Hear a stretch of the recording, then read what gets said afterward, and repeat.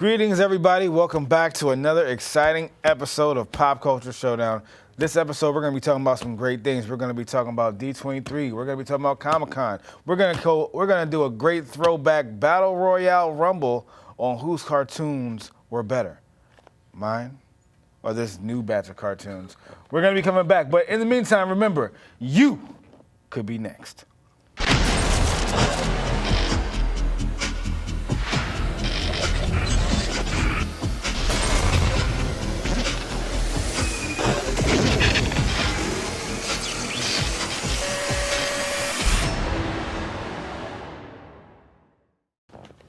Get over here. Welcome back, everybody. Thanks for joining us once again. We're going to have all types of great goodies to talk about today. But first, let's get into it. Did you guys go to that D3? Who saw that? Who was there? D23. D23, my Disney's bad. Expo. Yeah, I saw it. Disney's Expo. I was I was chilling at work and everything. I saw on Instagram all the good reveals. But let's start off with the Marvel reveals. They revealed a lot for the next phase. Hold on, what phase are we in? What phase are we in? We're in phase 5. No, well, we're currently right now in phase 4. Okay, yeah. Phase 4 closes with Black Panther, and then phase 5 starts with Ant-Man and the Wasp. Right. Quantumania. Quantumania. Next February. But So not like Multiverse of Madness. It's Quantum versus Mania now. Quantumania, not Quantum. I'm getting confused with all this Mania and Madness and all this. Spend the money. But yeah, D23 was basically Disney's Expo. Them just showing off all the stuff they got coming to Disney Plus in the theaters, just whether it be Marvel related, Star Wars, or even their own stuff like the new Little Mermaid and everything else like that. The Little Mermaid? Yeah. The remake of Little Mermaid. Yeah, I think that's what they had on Friday. Friday was like their Disney live action and animated panels, and that's when they had like the trailer for Little Mermaid and some. I think Pixar. I think they had their panel where they announced Inside Out 2 and some other stuff. But like you were saying, Saturday was the big day, you know, but with Marvel and DC. But I don't know, man. What you think? I mean, I'm looking forward to some stuff. So we saw a new trailer for Secret Invasion. I think, Brian, when you went to a Hall H in San Diego Comic-Con this year, they already showed that, but you know. Yeah, that's the same trailer they showed in Hall H, but I guess now they released it to the public, so everybody got to enjoy in the gloriousness that I got to see, experience in Hall H. But what you think of Secret Invasion, Secret man? Invasion is very interesting. It has that feel of a very spy type of thriller, on the run type of thing. Yeah. And I really like that because that was the same tone that we had for Captain America: Winter Soldier, which is one of my favorite Marvel movies. So. Yeah. It's basically like Nick Fury's on the run. You got the Skrulls coming in. If you remember the Skrulls from Captain Marvel, they were like the green aliens who could shapeshift into anything. A person. Can they do objects or I know animals? They can shapeshift into animals. Oh, they can. I thought it was just people, but that's interesting. Yeah, they can shapeshift into animals and people. They can shapeshift into objects? I don't think objects. I don't believe objects. No. Maybe I thought they're unstoppable if that's the case. But I know they can shapeshift into animals and people. Now, in Captain Marvel, they were actually the good guys, though. Yeah, but for years in like the comics, they've been like villains off and on, and I think it's a small segment of Skrulls that are just trying to take over. Yeah. You know? I mean, just like how you have humans, you have good humans and bad humans. Like all Skrulls aren't bad or aren't good. Yeah. So we encountered them in Captain Marvel, the good Skrulls, and now you have like this faction of bad Skrulls that are like coming in and taking over and stuff like that. But I don't know, like you say, I like the idea of it feeling like a paranoid thriller, that espionage feel to it that we kind of get from Winter Soldier. So I'm intrigued by it. The trailer for me looks good, and it looks like it's something that feels a little bit more adult than we're getting from some of the other Disney Plus shows. Yeah. So. Now, who's the big badass in this joint? It's going to be Nick Fury, I guess. Nick Fury. He's the bad guy? No, he's not the bad guy. I mean, bad. It may be some Skrull leader, but I mean, we at this point we don't really we don't really know. So you think they might introduce Super Skrull? I don't know. I hope so. I hope so. Super Skrull's my guy. I don't think we'll see him until Fantastic Four. That's just because Super Skrull has all the powers of the Fantastic Four into one being, but that's what makes him so vicious. Yeah. But I mean, maybe us getting the Skrulls like this will lead to us getting stuff like Super Skrulls and everything. I don't know, man. So if there's no big bad, and it's just Nick Fury. I don't see how it could be that interesting. I mean, maybe I need to see the trailer. I don't know. I mean, like I said, it's more of an espionage spy, paranoid type thriller. So I don't think you really have to have a big bad for that. I mean, it's just all about, like them infiltrating, certain sections of whether it be the government. Because going back to Falcon and Winter Soldier, if you look at what's her name? Power Broker. The Power Broker, yeah, Sharon Carter. Yeah. Because she was acting a little different, so a lot of people are thinking like, okay, maybe she might have been a Skrull. So, and Marvel does a good job of continuing, like leaving these threads and continuing those in other properties to see where they pick up from. So I'm interested to see what they do with that character. But I don't know, man. I mean, at the end of one of these movies, I saw that Nick Fury was actually masquerading as a Skrull. That was played more like a joke in the Spider-Man movie, Spider-Man Far From Home, when you had Talos, the Skrull from Captain Marvel, basically because he was off-world, so he just took the place of Nick Fury, and that was a reveal that was kind of played more like a joke. But this seems like it's going to be more grounded and serious. So I hope so, man. I'm kind of losing faith in these Marvel movies. And I do know, I think it's supposed to tie into Armor Wars, because I know War Machine is in it. So like Armor Wars is going to deal with, I think, a lot of Tony Stark's like suits. Armor Wars? Yeah. Yeah. And I think that might be where the Power Broker comes in because of what happened at the end of Falcon and Winter Soldier. Because of her position now in the government. Yeah. So that may play into Armor Wars. So that makes sense. I need to catch up on the Winter Soldier and Bucky Barnes or whatever that show is called, because I don't know who this Power Broker is. Yeah. But, Speaking of Bucky Barnes, y'all see the new Thunderbolts team? Or lack thereof, I should say. I love it. So, for those of you that don't know, the Thunderbolts team is basically, I hate to use the comparison, but Marvel's Suicide Squad. You got just their obscure team that they use full of heroes and villains to go and take down certain threats that the government deemed like, they need to be taken down. So the big team that they revealed was Yelena Belova from the Black Widow's sister, Red Guardian. Who else we got? Bucky Barnes. We got Taskmaster. Ghost. Taskmaster. Ghost. The girl from, version? Yeah. Oh my goodness. Ghost from Ant-Man. Yeah. And then Contessa, Valentina, Contessa, Allegra, whatever. But you know what? Hold on. Look, save that thought because we're gonna go pay some bills. We're gonna be right back. But I do want to hear more about this Thunderbolts team. All right, so we'll be right back. No, it's so it's not.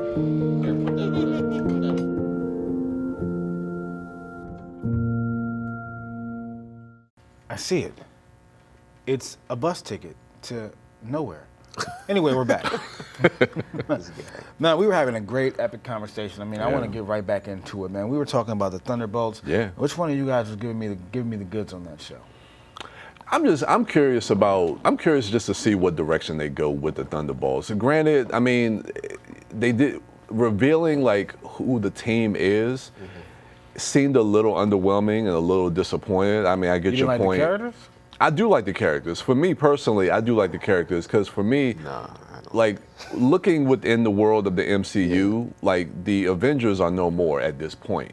So I get like why like Contessa is like bringing this team together. And then also just like you saw in the original Avengers, it's all about how this team is going to come and work together. Like, because you got a lot of misfits and people that are kind of on the outs. So it's like you're bringing these people together to see, okay, how are they going to work together? And I think that could tell for an interesting story. But I mean, not having like Abomination and not having other characters that, other fans might have been looking forward to seeing in a Thunderbolts movie, I can see why some people would be disappointed. But I don't know. For me, I think bringing in characters that are already established that we know and putting them together to see how that dynamic works, I think could be interesting from a storytelling point of view. You have a point, but it's like they got 3 guys who do the same thing. Yeah. They got 3 super soldiers on the same team. Like, they all kind of do the same thing already. Who? U.S. agent, John Walker, the dude who tried to replace Captain America, and then he got anger issues. Bucky Barnes, Winter Soldier, and then Red Guardian. That's just. They all sound like they got anger issues. They're all 3 of them are failed Captain Americas. All 3 of them are. I mean, when you think about it though, like who else are they gonna get? I'm an action guy myself. I want to see some guys who can kick butt, break arms and backs, and throw people around. Yeah. I don't want to see like I mean, I like the character Ghost from Ant-Man and the Wasp. Yeah. That character, but it doesn't seem like that character really has control of their powers. I think she did by the end of that movie, and so I mean, there's a lot of time that's passed. So I think by the time we get to Thunderbolts, she will have more control over her phasing abilities and things like that. Which I like her power set, and I think that could be interesting to see on film and how she uses that, especially when she has more control of that. In an espionage standpoint, maybe yes, in a sneaking around spy movie, but I don't see how she can be. I don't see how she could be effective in a movie where it's more action than, like, how? Like, what are you going to do? She don't have any super strength. No, I mean, I don't think you always need super strength. They'll use her in certain situations. Sneak in and out of rooms, maybe, but she can't merge anyone else out of the room. Like, she, you know what I mean? I don't know. But anyway, I'm hoping to see more from other shows. So, I'm, like, Werewolf by Night is something, like, very different now. Yeah. So, for those of you who didn't see, there's a Marvel property called Werewolf by Night, and it's exactly what it sounds like. It's a werewolf, and it deals with like the more darker, mystery side of Marvel, which was actually an old property. That's actually, I think, Moon Knight first appeared in the Werewolf by Night comic book. Yeah. Which Werewolf by Night. The trailer looks very interesting. The trailer has a very 1950s kind of Universal Monsters grindhouse feel to it, which I liked. Some Hitchcock vibes from it. Yeah, it's very, very different from anything Marvel has done before.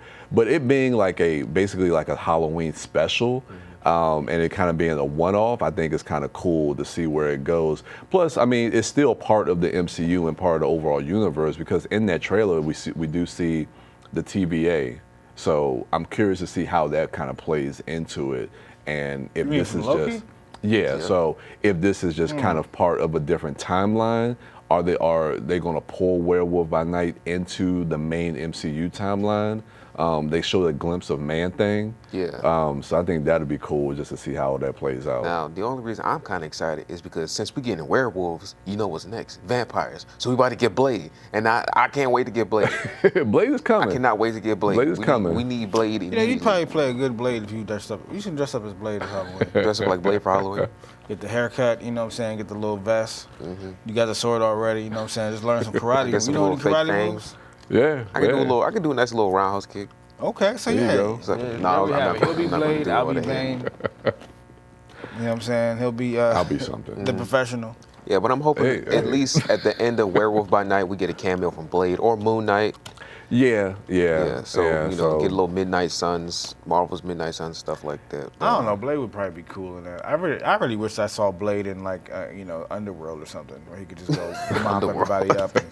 He destroyed the whole movie. That's what I want to see. I'm Like sick and tired of vampires and werewolves and all that. Like, this isn't Twilight days, man. I mean, it's something different for the MCU at least, Yeah, they tried it with Morbius though, and it didn't work. Okay, see, that's because Sony was doing it, and Sony stinks. Morbius was not part of the actual. Morbius was like, oh my god, I almost wanted to. I want to shot myself in the theater when I went to see it. That's not part of the MCU proper, so that. It's You're not part of it, MCU. Yeah. No. But then we got some Star Wars stuff. Oh yes. Now see, that's what I'm talking about. When Star Wars comes out, I got to have. We got, as you see from the shirt, we got Mandalorian season 3 coming. Mando, yo. And I cannot wait until Din Djarin coming back. Season 3 drops, because now it's like, okay, the Jedi stuff is cool. Don't worry, I love Ahsoka. I love Luke Skywalker. But now we're getting away from all that, and we're focusing on the Mandalorian culture and its people, which is what we've been asking for. We've only seen it in the cartoons because they making Baby Yoda come back and hang out with them. Well, yeah, but it's getting away from the lone wolf and cub vibe, where he's on a mission to have to deliver Baby Yoda to a Jedi. Now that basically Baby Yoda said, I'm only trying to be with Luke Skywalker, and now he's back with Mando. It's basically just like a partnership between. I don't want to say a partnership, but it still has that kind of. I like him. Yeah, Luke's kind of weird. He's been like, I don't know how old Luke is. So now they can go on adventures together, and it's not about him delivering baby. The story isn't focused around Grogu. Now it can focus more, like you were saying, on the Mandalorian culture and the dark saber, and with Bo-Katan. Because he still has the dark saber, and the thing with the Mandalorians is whoever has the dark saber is the leader. Like every clan, no matter what differences they have, they look towards that person, and he doesn't want to do that. Yeah. But anyway, we gonna get right back to that dark saber because I want to know more about it. But in the meantime, let's go pay some bills. We'll be back. If you love them enough to crawl into a play place to get them to come down, then surely you'll check nhtsa.gov/the right seat to make sure they're in the right car seat. And the world keeps spinning like so. We're going to go right back into what we were just talking about because that was a dope conversation. Let's get back with it.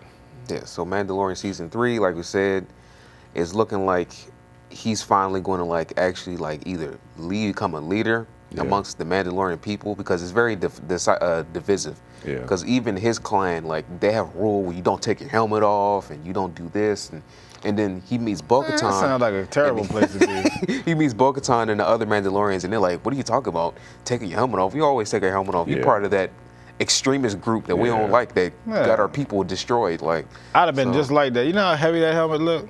I gotta carry that joint on my head the whole time. That helmet does look very big.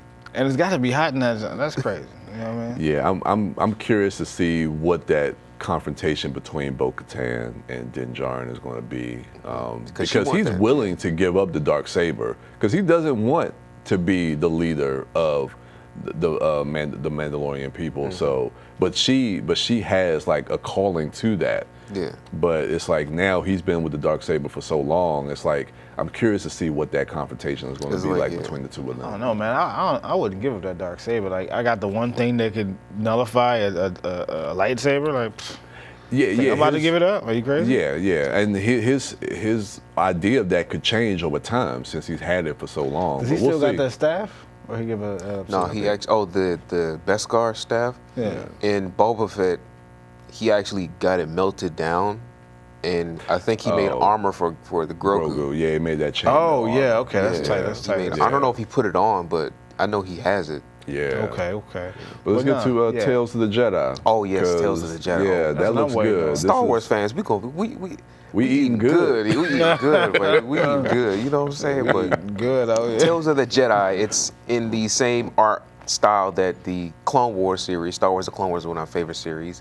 It's kind of a continuation and kind of a prequel almost. It's kind of a mixture of both. So we got two different stories going on. So from what I've seen in the trailer, we got Count Dooku. You remember the Sith Lord guy who, Yeah, we know who he is, but let's get to it. We got a lot to cover, you know. I'm trying to give everybody context. But you don't want to give it all. So we got Dooku, we got Qui-Gon, we got Qui-Gon. We got Qui-Gon Jinn coming back, and then we have Ahsoka. Yeah. So in terms of the prequel aspect, we're seeing where Count Dooku started off as a Jedi, and before he turned to the dark side, and he's training. I forgot he was even Qui-Gon Jinn's master. Yeah.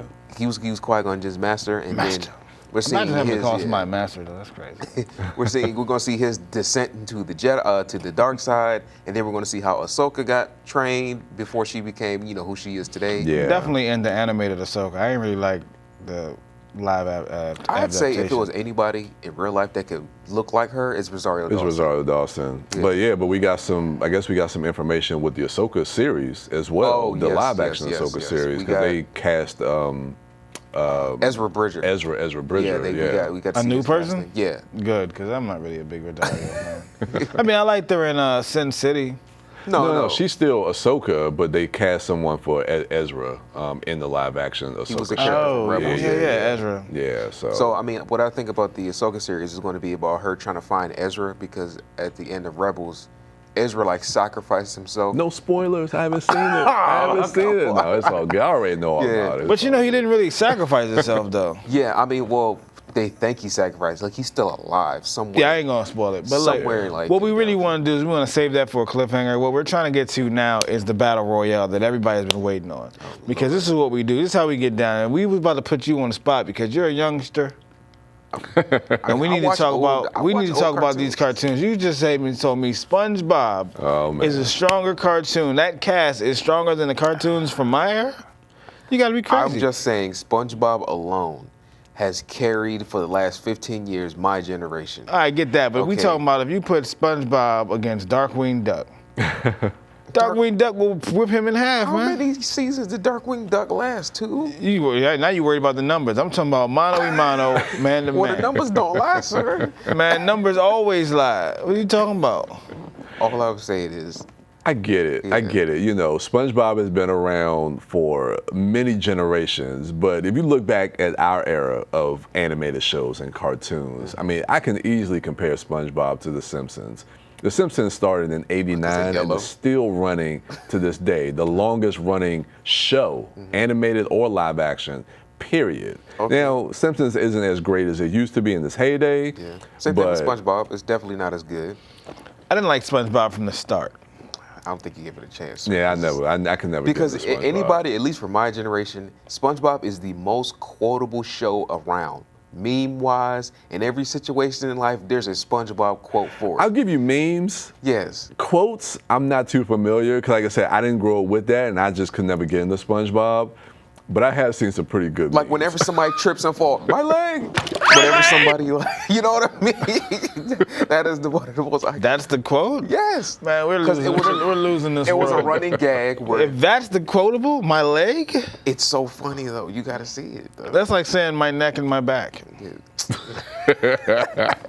Like, there was action in our cartoons. I don't know what's going on with y'all. We had G.I. Joe. Yeah, we had Thundercats, Transformers, Transformers, Ninja Turtles. Y'all got SpongeBob. Codename Kids Next Door. Is that a cartoon? Yes, it was a bunch of kids and they were all secret agents. They're living in this world of adults. They got their own clubhouse. They got advanced weapons, and they're all made from everyday materials. Okay. Are people still talking about that to this day? Yes. They are? Ooh, you're the only person I've ever heard. I've never even heard of this. We got Danny Phantom. Never heard of it again. But you heard of G.I. Joe, right? Yes. You've heard of Transformers, right? Yes. You heard Thundercats. Yes. Voltron. Yes. Ninja Turtles. Yes. Dragon Ball. The Jetsons. The Jetsons. The Flintstones. Okay, if we're being completely honest. How old are these cartoons that you talking about? They're like 10, 15 years. And I've never heard a peep out of them. You never heard my cartoons you heard of, and you be like, man, these cartoons are dope, and you can watch them to this day. Case closed, Undisputed Champions, old school cartoons. And that's the show. We gotta wrap it up today. We're gonna say that for our next episode. But in the meantime, folks, always remember, you could be next. This place that I call. I want to explain it to her. And when I said next, I meant next for real. As far as next segment. Bam! We're back just like that. And how we getting back? He's not off the hook just yet. See, we was getting on his back about these crazy cartoons that he's mentioned were around for 10, 15 years, yet I've never heard of such. But you know what? I'll give you a little credit because there are some, there are some good cartoons. Not a lot that I'm familiar with, but I actually like Samurai Jack because I know you guys grew up on stuff from the Cartoon Network. Hold on. When did Samurai Jack come out?